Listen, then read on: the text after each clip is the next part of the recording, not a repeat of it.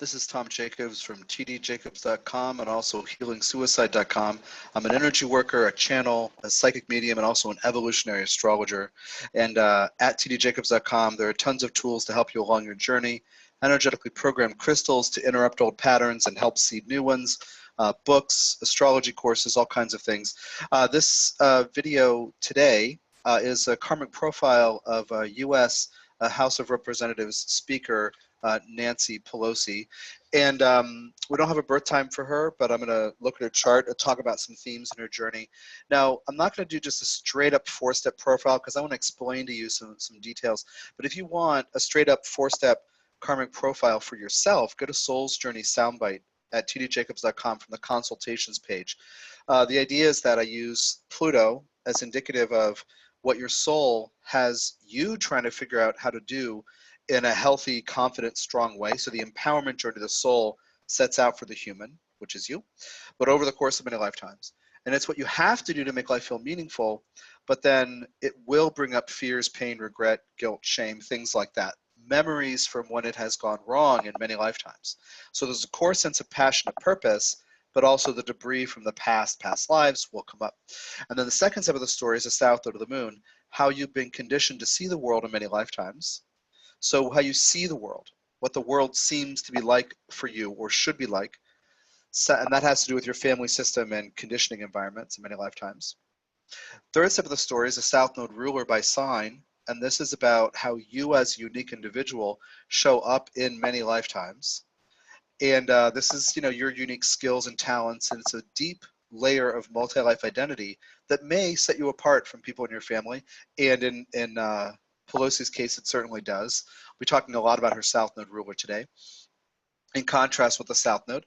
And then the fourth step of the story is the North Node, which is what hasn't been modeled for you directly by your families and communities in many lifetimes. It's the opposite of what's familiar, which is the South Node. The South Node represents this, set of agreements made between souls to provide each other certain learning experiences together as family. North Node is what all those souls agreed not to teach the chart holder. So it's foreign territory that one is encouraged to learn to grow into. So in those 4 steps, I see the entirety of your multi-life journey. And these Soul's Journey Soundbites are about, they're billed about 20 minutes. Typically, they're 22 to 25 minutes. I do everything I can to keep it to 20, but it's really hard because everybody's story is juicy and wonderful, and I get into it. So anyway, the Soul's Journey Soundbite is, it also makes a great gift too if you want to understand somebody else and have that person have insight into his or her journey. Lots of times people get them for themselves and others at the same time. And you can also opt to have a transcription, to have a transcript of it as well for an additional fee where I will go through and work on this transcription for you. Anyway, so, and if you want to learn how I do this kind of astrology, the Soul's Journey Soundbite database is a membership thing, monthly or yearly, where you can hear over 500 of such 20-ish minute recordings and an online searchable data set, so you can find out all the times people, how many out of these 535 soundbites, how many have Pluto square the nodes and Pluto in the 4th house? Or the South Node in the 4th house and Pluto conjunct the North Node. You can search and you can learn how I do things through that way. So that's the Soul's Journey Soundbite database. All the soundbites are anonymized in that data set. So anyway, it's a great learning tool in this very high advanced channeled way of doing astrology, because I took what I learned from human evolutionary astrologers and I filtered it through what I learned about soul and the multi-life journey from the ascended master I work with, who is Hermes. He's the Mercury figure in all mythologies. Jehudi is how he calls himself through me.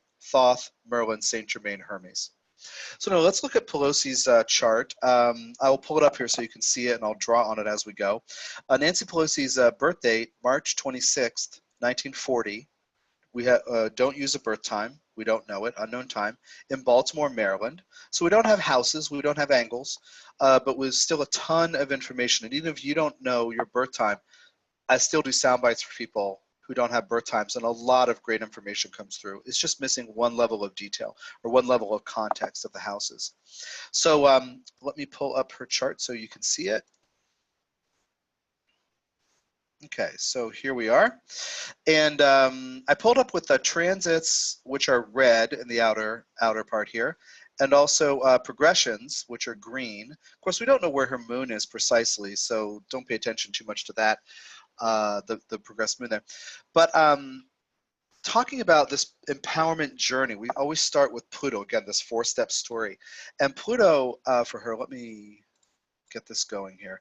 Pluto is down here in Leo, in the 1st degree of Leo in retrograde. So the empowerment journey for her is through a Leonine or Leo-like lens. This is about personal expression. It's about having an opinion, being seen as an individual. It's about shining.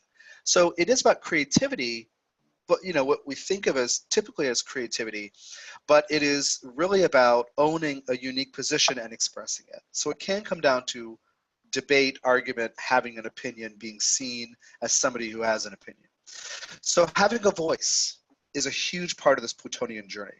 It's retrograde, so she in a bunch of lifetimes is trying to figure out the right way to be empowered through Leo, through having an ego, having a voice. So she may at times find herself surrounded by people with really big egos, and she might feel like, well, I mean, I don't want to have to compete to have my voice heard, so why should I speak?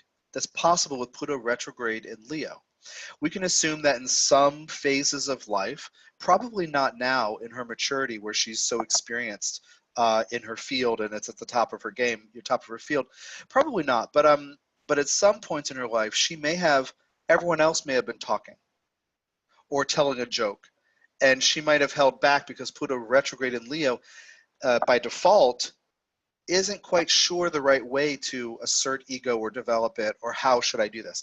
So some people with Pluto and Leo retrograde are actually pretty quiet and composed. Some of them may overextend themselves trying to compensate for feeling talked over or yelled over or something like that. You know, ego struggles with powerful others. So we should assume that throughout the course of her life, she will have attracted other people with super strong egos, and then she says, I don't want to be like that, because she's trying to invent her own wheel. That's an idea with retrograde planets, especially Pluto, of what's the right way to do this. What it means from the karmic angle is that in many lifetimes, she may fight for an egoic position that turns out not to be her own or doesn't feel authentic to her. So she may be told to stand up for herself, but then when she does, she's like, wait a minute, this is a phrase that comes up lately, this is not the hill I want to die on. You know, this is not something I want to fight for, take so seriously and risk a lot, right? So anyway, she's trying to figure out the right way to have an ego. And like I said, at this stage in life, given her professional experience and decades, you know, decades in the house, etc., sure she's obviously figured out how to do it.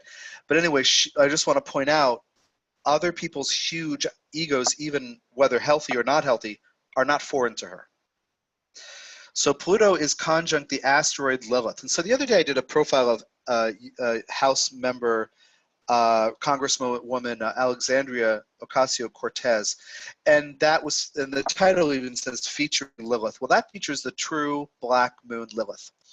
That features the oscillating apogee, that point that is a function, a calculation, a function of the moon's imperfect orbit around the earth, and this raw visceral primal wisdom, and my Lilith Healing the Wild book, the Lilith MP3 set through my site focuses on, and the Lilith Black Moon Lilith Natal Report focuses on that true black moon, that primal visceral wisdom in the root chakra.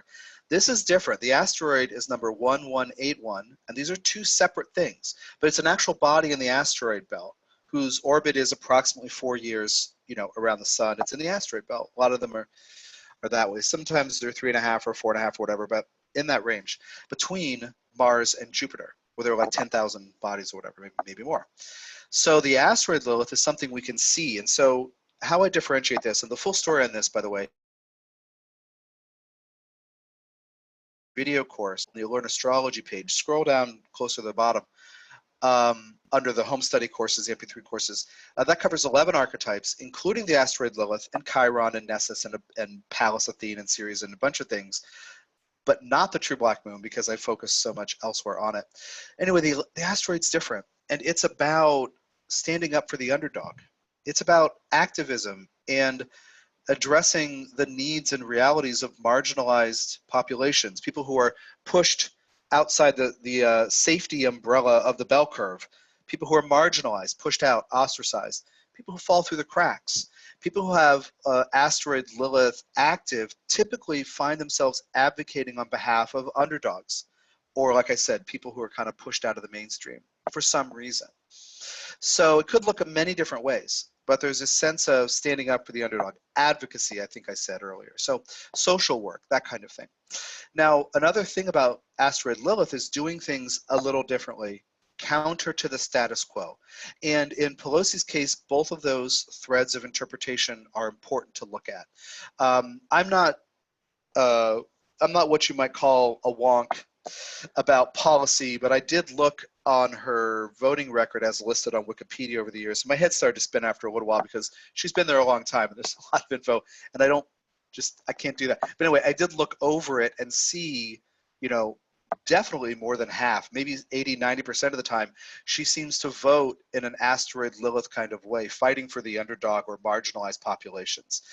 Regarding feminist issues, LGBTQ rights, all kinds of different things where you realize that this group of people, this subgroup or this community, this class of people even, might fall between the cracks of a large government that may lean toward corporate interests or something like that, like the behemoth of the federal government that might kind of not take into account this niche group or this portion of society. So anyway, she has a voting record that does illustrate Lilith themes, Asteroid Lilith themes, definitely. And I encourage you to even read through that. You'll just see it shine through, like fighting on the behalf of underdogs, who the majority might ignore because they're not part of that community and might not feel, you know, connected with the realities of what that subgroup experiences. Okay, so the Asteroid Lilith, really strong in a person's chart, may have that person working on behalf of other people. And it can be kind of a champion kind of thing, but it's more like recognizing the reality that the space inside the safety net of the bell curve, if you don't know what that is, look it up.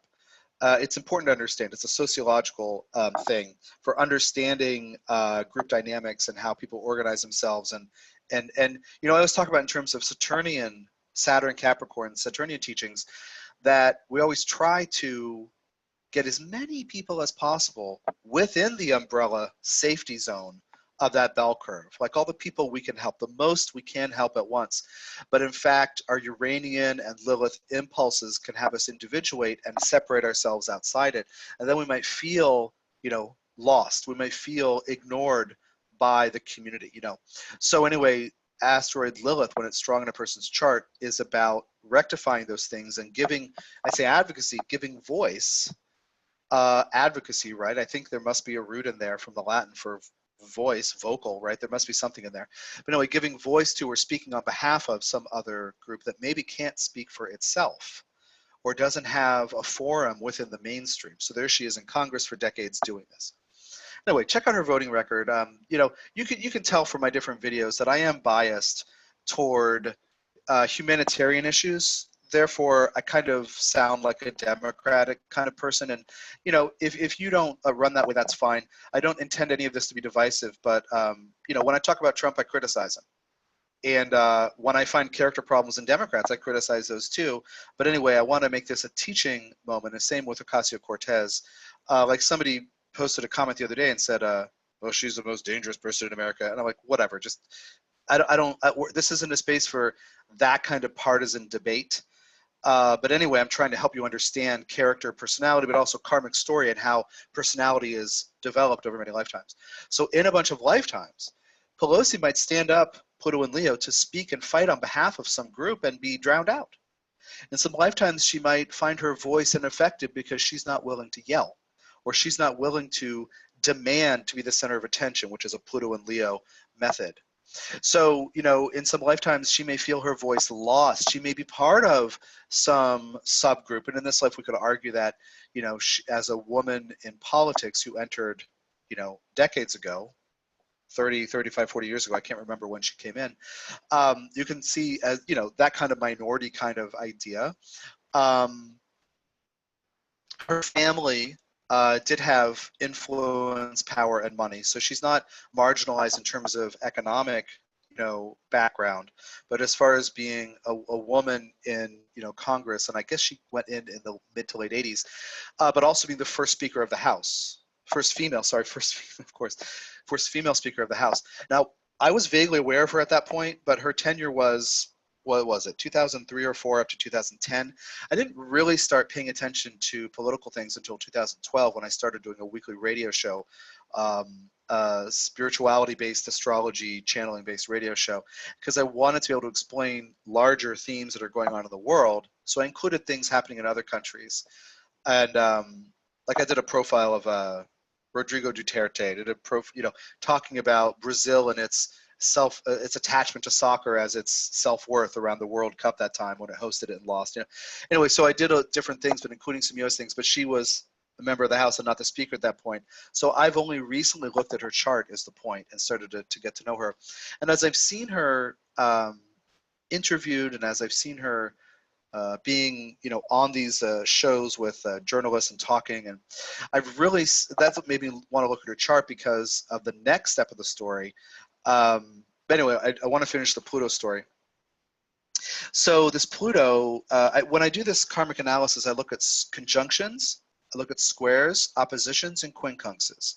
So 3 hard major aspects, conjunction, square, opposition, and then a minor aspect, the quincunx. And I don't use a bunch of minor aspects. And so if you write, what does it mean to have Pluto sesquiquadrate Sun? I won't be able to tell you, because I focus on these when I do this karmic story. In normal readings, I do trines and sextiles as well.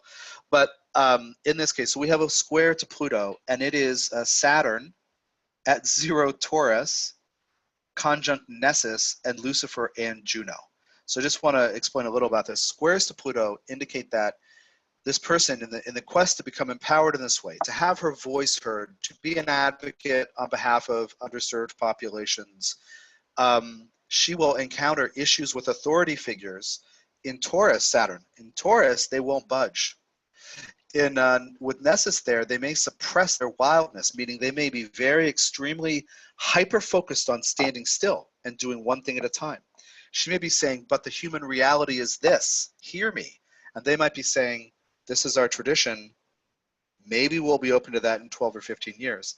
She may have encountered stuff like that, where she says, this is the human reality, and other people who are well established say no. So that's a multi-life thing for her. She would definitely have encountered that going into Washington in the 80s, and being, in the minority as a woman, and being interested in themes that are important for people who are not in the mainstream. Anyway, so that's something that will show up against in some lifetimes. Lucifer conjunct that Saturn says that she'll attract certain kinds of these people, certain subsets of these people who have issues with aligning their ego, that may be not only firm and clear and conservative in how they're doing things. I don't mean politically conservative, but one thing at a time, clear, clarity regarding values, etc. But they might also be very egotistical, or think that they're better than something else, right? They're better, above the law, better than God, whatever Lucifer kind of negative thing. You can forget the Christian idea of the mythology of the devil and Satan with Lucifer, and understand it's about bringing light when we overcome doubt, that we should invest in ourselves and develop ego, but align ego with a higher purpose. Because if your brain and ego, if your personality is focused on egoic gratification, your head's going to swell up. You're going to be an egotist and narcissistic and whatever. If you decide you're willing to use your personal power to give service in some way, then you align it with a higher truth, or your heart, or compassion, or something. So anyway, that's a Lucifer idea. And so she may come up against, these people may be very stubborn, the people that she comes up against in this way. So in many lifetimes, actually I can draw the little dealie over here so you could just reference it. And they're also with Juno, so they're very committed to whatever they're doing. Juno's about clear commitment to their own self-interest. So she might actually seem like much more of a bleeding heart liberal than she actually is, because other people in contrast, in standing still, might say to her, why are you trying to change things? You're ridiculous. That's the kind of tension she may experience personally as well as professionally in many lifetimes. In other words, she's no stranger to power plays with authority figures. Okay.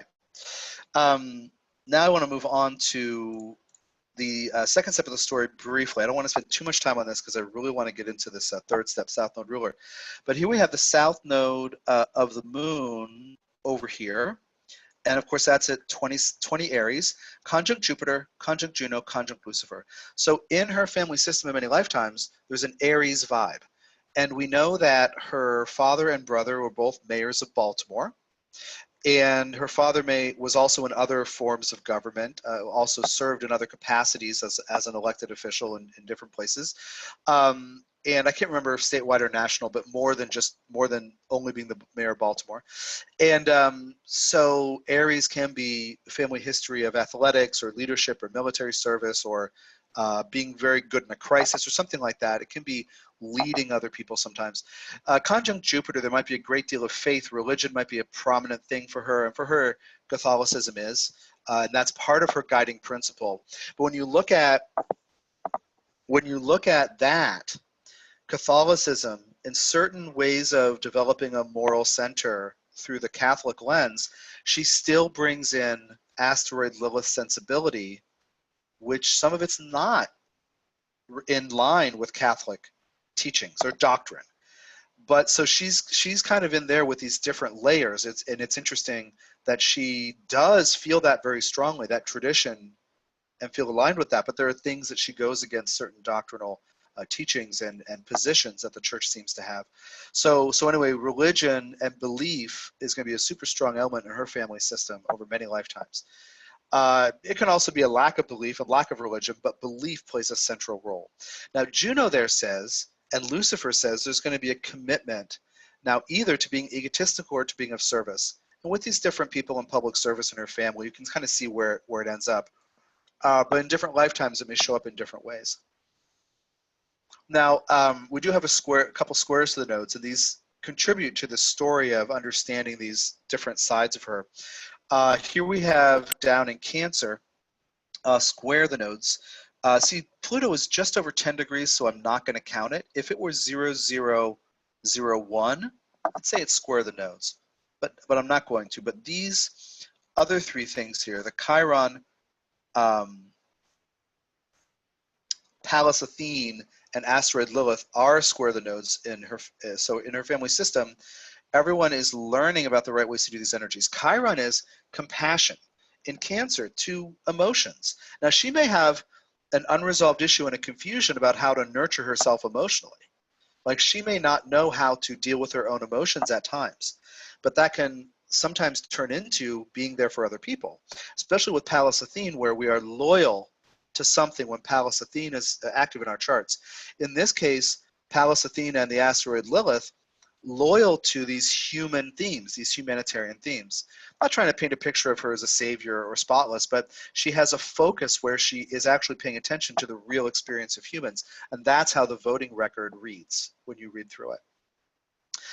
Chiron square the nodes can be an indicator of I'm not sure what to do with the suffering and pain of others or myself, but it can be people who are shut down and closed, or it can be people who are open, like so open that they, like trying to find a middle ground, because squares to the nodes can indicate I've gone through extremes about this and I'm not quite sure the right way. I may tend toward all or nothing or open or closed.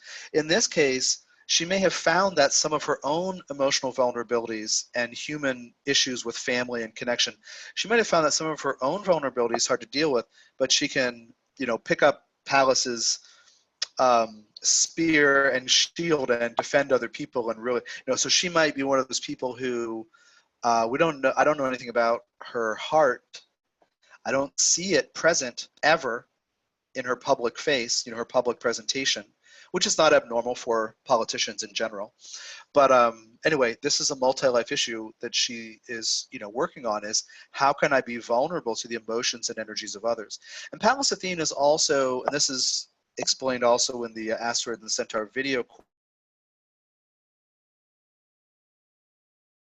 as is Chiron, by the way. Pallas Athene, taking a stand for something, can be loyalty, right? But it can also be not being sure how to own this part of ourselves. And part of my teaching on Pallas Athene is we need to integrate this part of ourselves. So conjunct Chiron and Pisces, Chiron and Cancer, she may not be sure the right way to be vulnerable or if it's safe. In other words, she has a depth of sensitivity, but in a bunch of lifetimes, she's Pluto and Leo trying to stand up for a cause and fight for the underdog with Asteroid Lilith. She's born into an Aries environment where people are maybe aggressive and assertive and loud and lots is happening quickly. This vulnerability, how can I deal with grief and loss and emotions and etc. So that's an unresolved issue for her in many lifetimes. I know I didn't want to spend a ton of time on this, but I kind of did.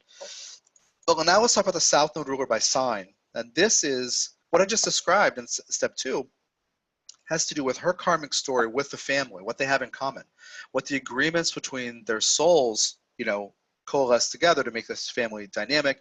Everybody's learning about that. This next step, and this is the most important, well, besides the Pluto Lilith thing, this is very important to understand. Her South Node ruler by sign, South Node's in Aries. The ruler by sign is Mars. That's in Taurus, and it has several aspects that are really important to look at. So in an Aries world, in an Aries family, she shows up as a Taurus person. Whenever, adjacent signs contain South Node and South Node ruler, it's very different energies. Because Aries is this outgoing fire, cardinal fire, right? Reactive, explosive, instinctive, impulsive, right? Taurus is focused internally, slowing down, focusing on what is essential, sparing energy, conservative, again, not necessarily political, but it can be, but one thing at a time, and that one thing is very intentional. You line things up so you can ensure success. So she shows up as methodical, focused on her value system, probably unwilling to budge in many ways over the course of her entire life, many lives. She shows up as a Taurus person. And the conjunctions tell a great story. One is Vesta. Vesta is also included in the Asteroid and Centaur video course. Vesta is about being devoted to a cause, being of service in some way. The Asteroid Lilith, number 1181 with Pluto, is about being aware of imbalance and power differentials in society, making sure those people don't fall through the cracks and get left behind. But Vesta conjunct the South Node ruler says she is devoted. It is all or nothing. Vesta is the hearth goddess, and the hearth in a home is the center of life. It's where warmth comes from, like fire, warmth to survive, but also that's where food happens. And, before our modern times, a tremendous amount of time and energy was spent working all the food processes in order to feed a family. So there's a great deal of time spent there devoted to the survival of the family unit. And in some ancient cultures, the Vesta temple is the center of a community. So you build the sacred flame, the eternal flame in the Vesta temple is the center of it. And then it itself, this building, is the center of the community where everyone has their own hearth, their own sacred flame. So with Vesta, you don't let that flame go out. And it's devotion. It's a service-oriented archetype. And it's taking something so seriously you would never do it halfway. Okay, so she has that in Taurus. Her value system, with Venus in Taurus, doubling the story of her value system. Venus is relationships and money and possessions, but it's really about living according to your own value system, because what you spend your money on, your possessions, how you spend your time, who you have in your life, all those things reflect how aligned you are with your value system, or even if you have a clear value system. So here we have the South Node ruler in the sign of the bull, Taurus. I'm standing still and I've evaluated my position and I'm not moving. Conjunct Vesta, I'm not moving. I mean it. Conjunct Venus, I really mean it. And conjunct Uranus. So she has an ability to look ahead, to see things, to be unique. Her position may at times be unique and she will stand still, and others can, like Trump is right now with the shutdown business, flailing. He's happy to say she's to blame, and you can think that that's fine. You don't have to comment in in the comments here that Pelosi's a problem, whatever. But actually, Mitch McConnell's the problem. Anyway, so because he could have a vote, he could actually bring to the Senate what the House has already passed and get the government started again. He's opting out because he's a political animal and doesn't want to get primaried in 2020 when he's up for re-election. So it's just all politics for him. He doesn't care about these 800,000 workers, whatever, some of whom are now being ordered back to work without pay, the furloughed people. So anyway, So anyway, what I wanted to paint for you this picture of, when she decides something, she's not going to budge. And so I've heard some political commentators talking about, and journalists talking about, oh, has Trump met his match in Pelosi? Well, in a way, I mean, definitely yes. But has she met her match in Trump? No, because he flails. Check out the karmic profiles I've done on him on SoundCloud. Look up Tom Jacobs Trump on SoundCloud.com, and you'll see several files. And what I talk about is his South Node ruler. His South is in Sagittarius in the 4th house. Conjunct moon, so he has this whole hyperinflated patriotic thing, but he also sees through any color glasses he wants without fact-checking anything. South Node in Sagittarius can do that. And being emotionally attached to that, you know, South Node in the 4th, conjunct moon. But anyway, the ruler for him is in the 2nd house in Libra, so he has a self-esteem journey to unfold, and he's very acutely aware of the opinions of others. But his South Node ruler, Jupiter, is conjunct Chiron, so he has a wound in many lifetimes to his self-esteem, hence the bluster, hence the insults and the one-upsmanship and the, oh, you won't let me do the State of the Union? Well, I'm going to cancel your trip and reveal your secret plans so that your safety's in danger. Like what? So he's going to constantly do that. Well, he is not her match because she has seen people who actually have conviction who stand up to her. He hasn't really yet had people with conviction not be bullied by him. So I wanted to do this whole analysis for you to get to the place where you can see that it's almost placid in her face because she's clear. She doesn't raise her voice, and actually her voice sometimes is hard to hear. I mean, I even feel like right now I'm projecting my voice quite a lot just because I'm enthused about the topic.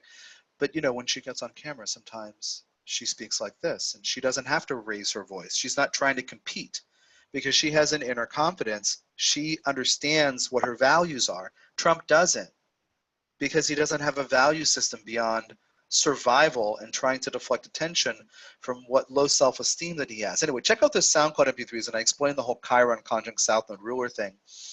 And also his Pluto in the 12th. I explain a lot of those things. One of them is called Donnie, a Chiron story. And when you find it, you'll see a picture of him at, I don't know, 5, 6, 7 years old in a little shirt or sweater or something, a little, you know, rosy-cheeked little boy who's adorable, right? Anyway, he grew up. But anyway, so South Node ruler in Aries says, I've had conflict. I've been around aggressive people. I've had to fight at times. Pluto in Leo says, I've had to learn how to express myself and own what power I do have. And, you know, South Node ruler in Taurus, conjunct Vesta in Venus says, I'm going to pick a value system and I'm going to stick to it. So she's not really movable unless there's good reason beyond ego games. She's not going to be swayed by ego games. The thing with Pluto and Leo retrograde is, and if you have this, you may relate to this. At some point in life, if you play ego-based games, you might find yourself feeling really weird and hollow. Because when you do what others do, or you do what seems normal when you have such a retrograde, you copy others or mimic others because you're trying to figure out the right way to do it. It doesn't feel right. So you have to, like I said earlier, invent your own way of doing it. I say invent your own wheel. Not reinvent the wheel, but invent your own wheel. Come up with a new way of doing it. Figure it out for yourself. So for her, she's not inclined to shout and insult people and get in, you know, digs and be cruel and have this ego fight. And her, one thing that made me want to do this is, like Trump will try to intimidate people to get what he wants because he has a certain idea of what power is. Well, Pelosi has a different idea of what power is because she has watched over many lifetimes people wear themselves out, arguing, competing, fighting, screaming over each other. You know, she's been around people like Trump before, so he is not her match. I'm assuming some people in her family, maybe her spouse, maybe her kids, maybe other people she's met are her match. But she is, over the course of decades, you know, and she's also not somebody who's 30, 35, 40 years old. She has a lot of experience in life, but also in this, you know, she's the Speaker of the House now for the second time, and she's been in Congress for decades. So she, you know, has a lot of experience. She knows who she is. The difference is Trump is afraid that other people will find out that he is nothing. I don't say that to be cruel. Check out those other MP3s on SoundCloud and you'll hear my compassionate explanation where he really does feel an emptiness because he's afraid of rejection from others. And it's you could say it's his daddy issues or whatever, and it partly is, but it's a multi-life theme for him. So so one of the reasons, let me interrupt myself again and go back to this. One of the reasons I wanted to do this for you is that question of, has Trump met his match in Nancy Pelosi? Yes, because she doesn't flail. She has a clear moral center. Whether you agree with it or not, she's very clear about what matters to her and what's important for the people. But then the other thing is, oh my gosh, I lost my train of thought when I repeated that. Oh my God, I totally lost my train of thought. The other reason why I wanted to do this. Oh, that's so frustrating. This is what happens when you have a Sagittarius telling you you don't take notes. Usually I remember. But anyway, I just wanted to give you this insight, you know, into her journey because he's trying to influence others with his bullying and his bombast, right? She's not. This is very different. So anyway, if I remember it, I'll put a note in the description of the video if I remember the trigger. Anyway, this isn't a complete. Oh, actually, you know what? I will talk about the North Node for her. Let me just say the South Node ruler isn't really opposite Moon, but if she were born late in the day, you know, if that Moon were within 8 degrees of opposing that Mars. So let's say that would be 17. You know, if she were born, say, after 4 a.m. or something, that she may have Moon opposite South Node ruler, which would mean that in some lifetimes, she and her family members may have very different value systems, and she may have different approaches to things in life. Anyway, it's not a guarantee that she has that. I mean, she does have a Scorpio Moon, but we don't know for sure because of the time if it's opposing South Node ruler. If it were, sometimes people find themselves at odds with people in their home. You know, people might say, you should be like this, and she says, I'm like this. And the opposite. And the last detail is a North Node of the Moon, which is what she hasn't been taught in many lifetimes. And it's about bridge building and cooperation. And I think that maybe in some parts of life she doesn't know that, but I think she does at this point. It's just, right now you might see they're both to blame for this problem or whatever, you know, the stalemate, but really,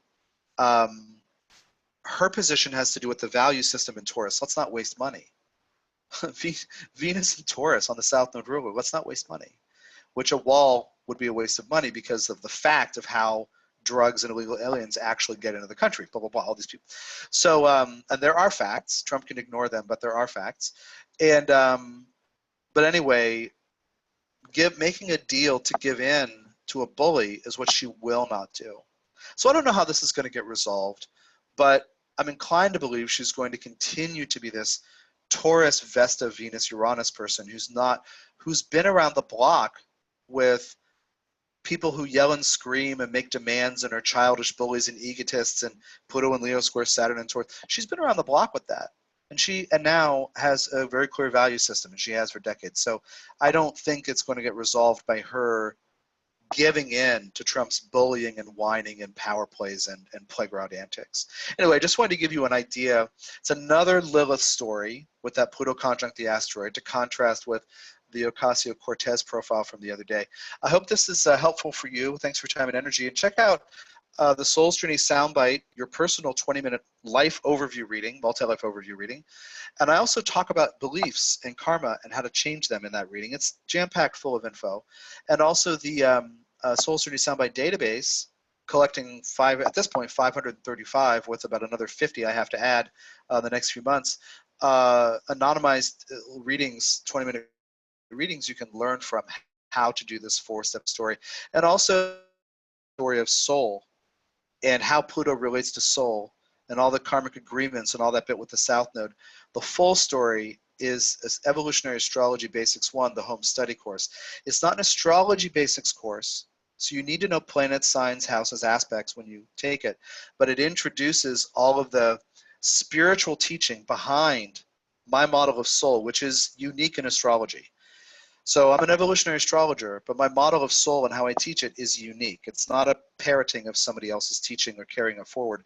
I've basically combined a lot, but filtered it or added a lot of channeled information, and also working through, working as a medium with the spirits of the dead to understand the soul's journey. And by the way, the Soul's Journey trilogy of books is also available through Amazon, Kindle, and tdjacobs.com. Okay, got to end this. Thanks for your time and energy. Take care.